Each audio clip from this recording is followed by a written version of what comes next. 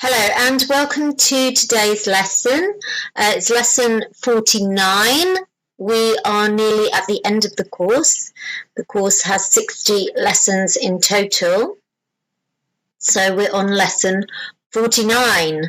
Wow. Now, one thing about the title, as you can see here, the title is an anecdote or a bit of history.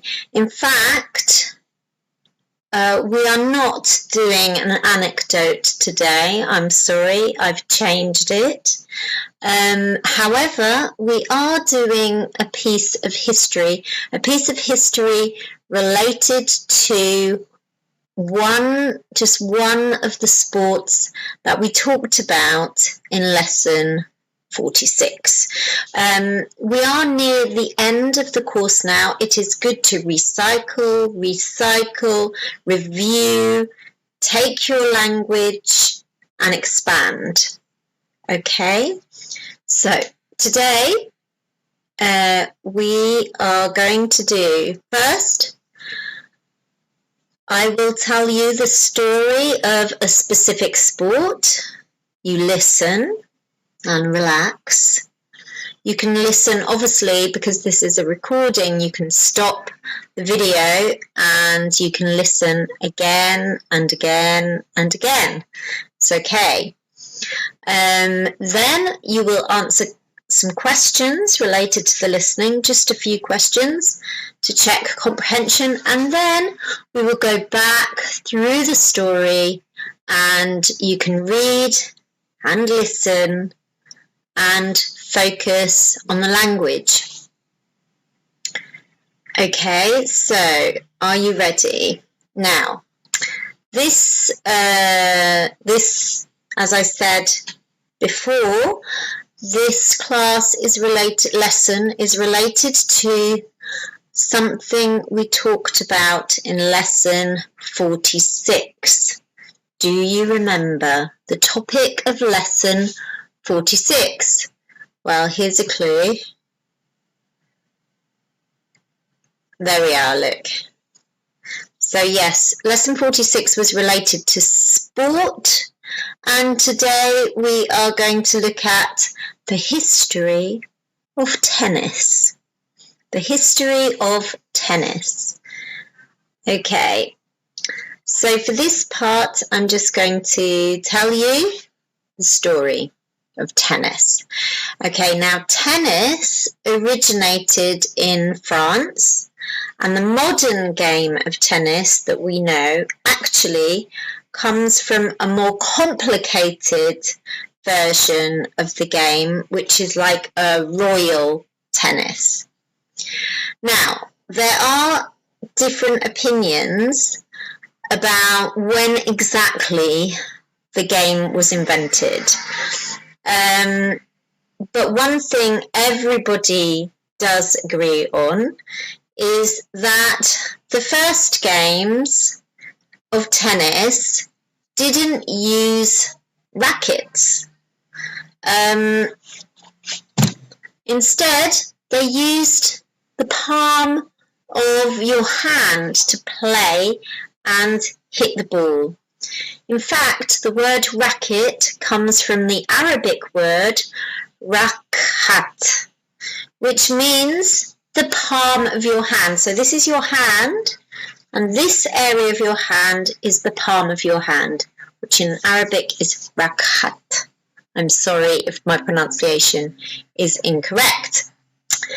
Now, in the 16th century, they started using rackets, and the game was very popular in France and in England. In fact, the King Henry VIII liked playing tennis.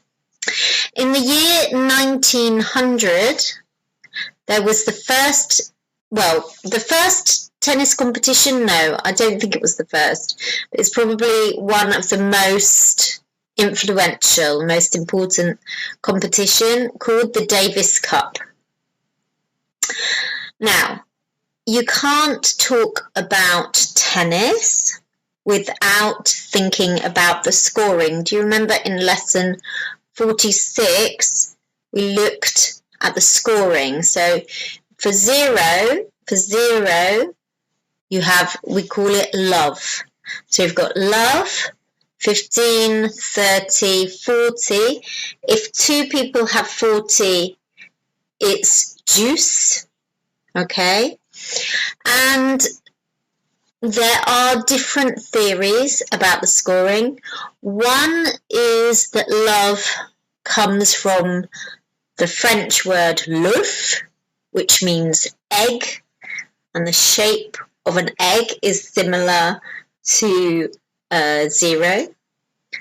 And then the 15, 30, 40, they think maybe comes from the face of a clock.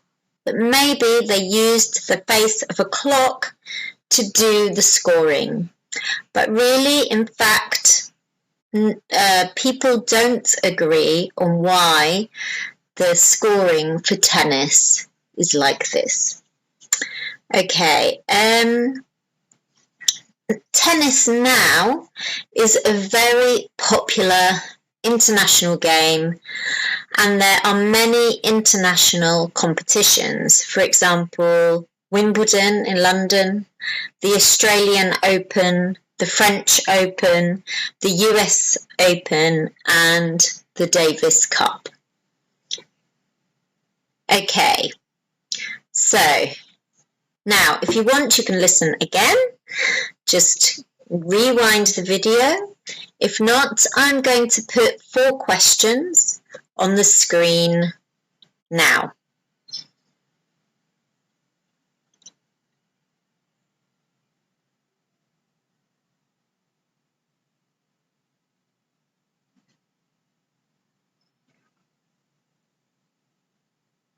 So the first question, what part of the body did people use to play the first games of tennis?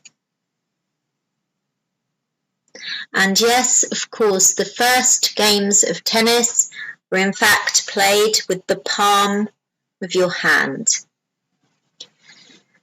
Okay, the next question.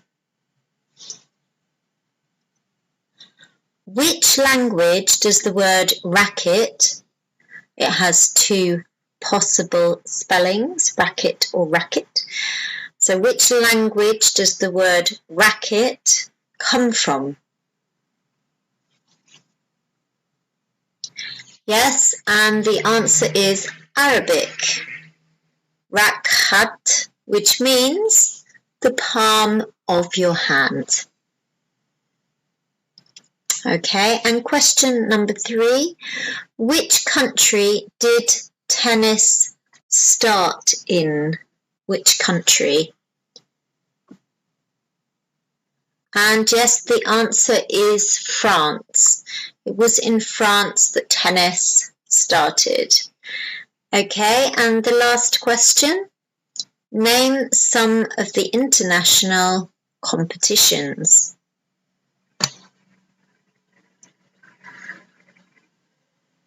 So yes, obviously there are lots of competitions, but I said 4 different ones.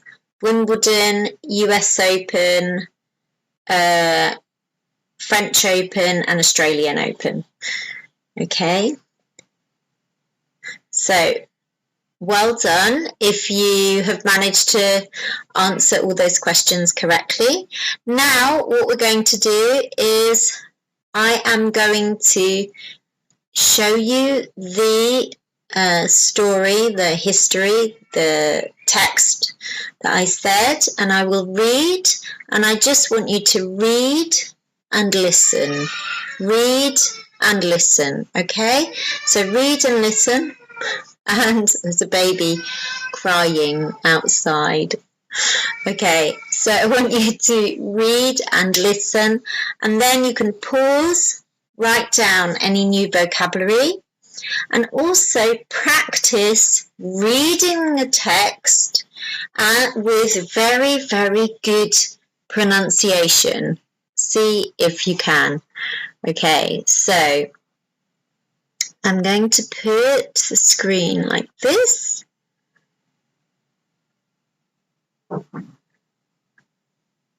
And here is the text. Tennis originated in France, and the modern game of tennis that we know actually comes from a more complicated version of the game, royal tennis. There are different opinions about when exactly the game was invented. The first games of tennis didn't use rackets, but instead you used the palm of your hand to play. The word racket comes from the Arabic word rakhat, which means the palm of your hand. In the 16th century, they started using rackets, and the game was very popular in France and England. In the year 1900, there was an important tennis competition called the Davis Cup. The scoring in tennis: love, possibly from l'œuf in French, which means egg. 15, 30, 40, and when two players have 40, both have 40, it's called deuce. And the 15, 30, and 40 is possibly from clock face. Tennis is now a very popular international game, and there are many international competitions. For example, Wimbledon, the Australian Open, the French Open, the US Open, and the Davis Cup. Okay, so I hope you found that interesting. Remember, you can read and listen as many times as you like, and have a look and see if you can find the verb forms and vocabulary related to sport in the text. So thank you very much. Goodbye, and I will see you in lesson 50. Okay. Take care. Have a good day. Bye.